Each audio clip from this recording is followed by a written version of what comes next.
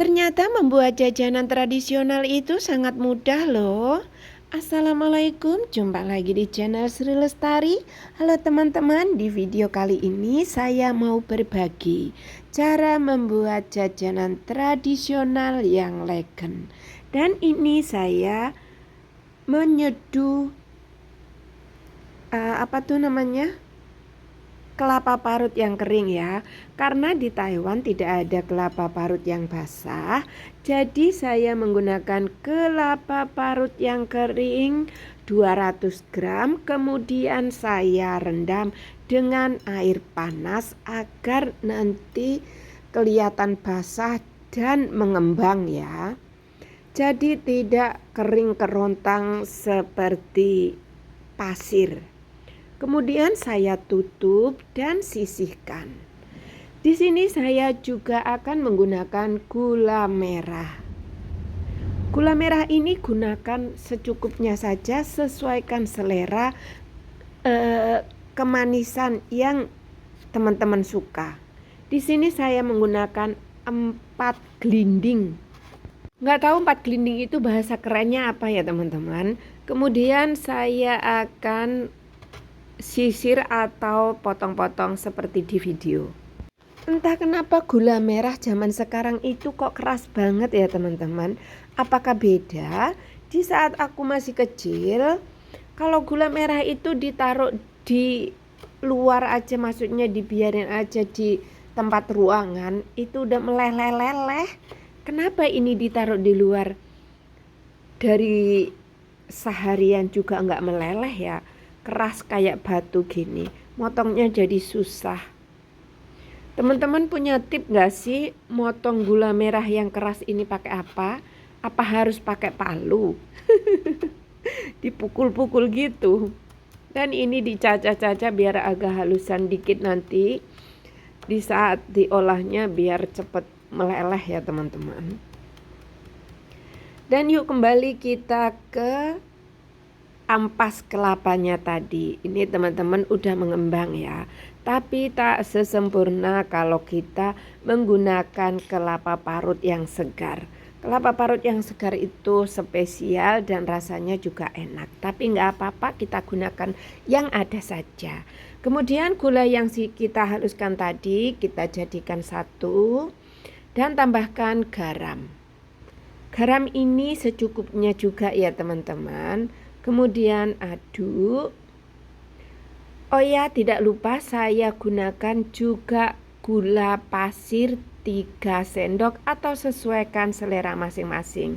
Tapi menurut saya kelapa 200 gram dan gula merah 4, gula putih 3 sendok itu rasanya sudah pas. Kemudian campur menjadi satu. Oh ya teman-teman yang baru menemukan channel Sri Lestari, jangan lupa like, comment, subscribe, share, dan tekan tombol loncengnya agar bisa mendapatkan notifikasi terbaru dari video-video berikutnya.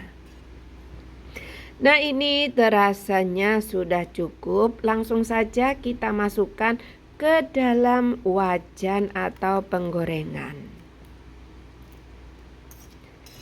Lalu kita akan masak di atas api yang sedang saja, jangan terlalu kecil ya.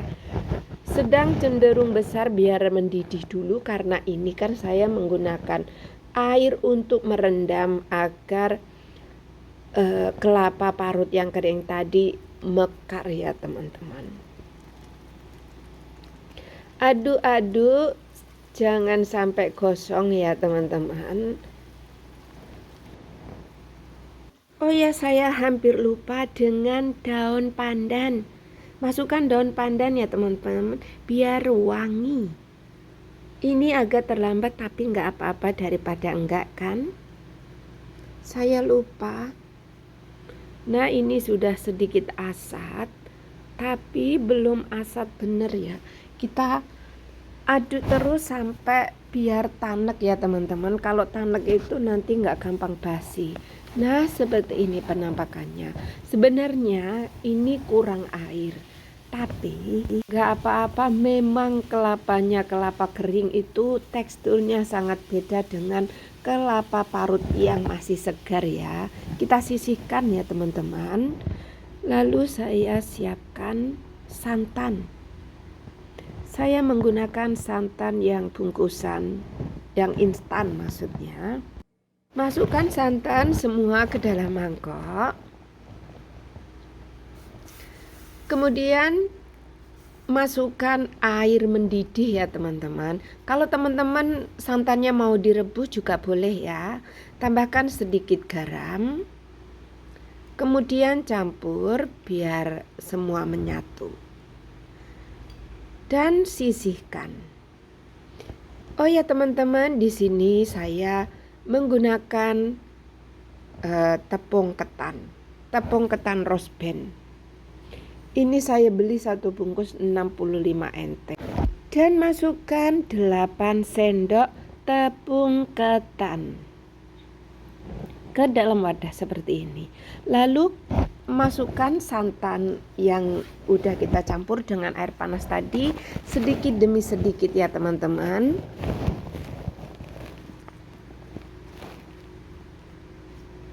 Kemudian campur, dan ini saya menggunakan tangan saja biar lebih mudah.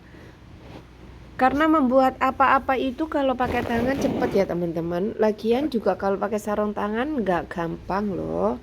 Oh ya teman-teman, tadi santannya udah dimasukin lagi ya. Kira-kira aja maksudnya. Dan jangan terlalu lembek. Tadi saya bikin santannya terlalu banyak. Nggak apa-apa karena saya mau bikin 2 kali ya teman-teman.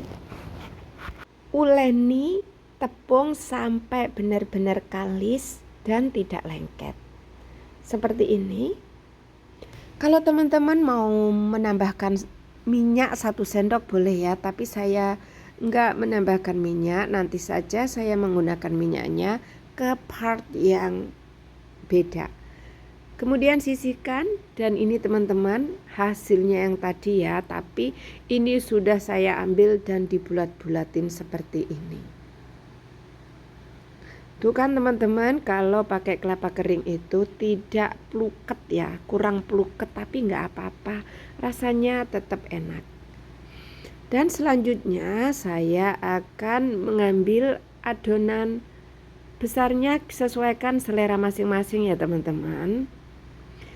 Kira-kira ini boleh 25 gram juga boleh. Dan pipihkan seperti ini. Gak terlalu pipih juga gak apa-apa sih sebenarnya. Tapi saya iseng aja. Karena saya tuh kalau memegang adonan-adonan yang kayak gini tuh seneng aja buat mainan. Lalu masukkan untinya tadi ke dalam. Lalu dibentuk seperti ini. Dan ditekan-tekan menggunakan tangan juga nggak apa-apa ya, seperti ini. Lalu ambil 1 lembar daun, dan ini daunnya udah diolesi minyak ya teman-teman. Jadi tadi saya adonannya nggak dikasih minyak. Kemudian bungkus. Cara bungkusnya sesuaikan selera masing-masing aja ya teman-teman. Tapi saya seperti ini. Kelihatannya sih sulit bagi saya karena ini saya pertama kali.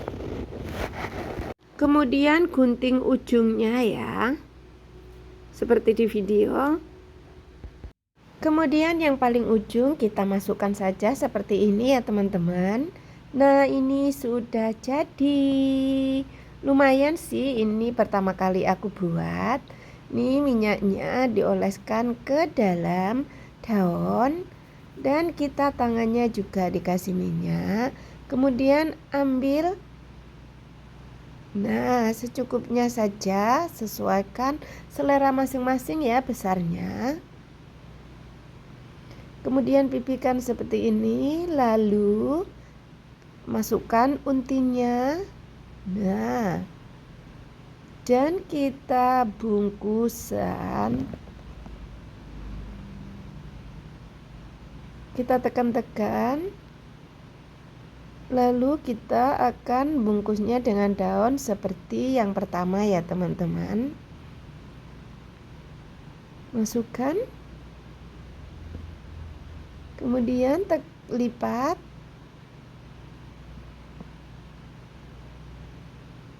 Daunnya ini terlalu lemes ya teman-teman, karena aku ngukusnya sedikit terlalu lama. Dan setelah kita ukur berapa panjangnya, kita gunting. Sebenarnya nggak dimasukin ke lubangnya gini nggak apa-apa ya teman-teman, cukup dilipat aja juga lebih simple, cuma ini lebih cantik ya. Dan ini yang terakhir. Semuanya sudah selesai seperti ini. Kita siap untuk mengukus ya teman-teman. Dan ini saya sudah memanaskan kukusan dandang. Panci untuk mengukus kita masukkan langsung aja sekalian piring-piringnya, nanti nggak ribet masukin satu-satunya, panas. Ini kan panasnya cuma sekali plek, kita tutup lalu kita kukus selama 20 atau 25 menit ya. Dan kita waktunya mengecek sudah matangkah, ternyata juga sudah matang teman-teman. Warnanya cantik, pas dibuka baunya wangi, harum banget. Ini akan saya coba buka satu. Nih, ini pas saya buka saya nggak bikin video ya teman-teman karena baterainya habis. Rasanya enak, ini kue Bugis. Wassalamualaikum, terima kasih.